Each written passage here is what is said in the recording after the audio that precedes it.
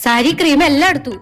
റെഡിയായ എല്ലാരും റെഡിയായ കല്യാണത്തിന് സമയായി. എല്ലാരും എടുത്തില്ലേ? 5 വർഷം മുന്നത്തെ ഡ്രസ്സാണ് നീ ഇട്ടോക്കണത്. എന്റെ സ്വന്തം അനിയന്റെ കല്യാണ, എന്നിട്ട് ഞാൻ 5 വർഷം മുന്നത്തെ ഡ്രസ്സ് ഇട്ടിരിക്കണേ.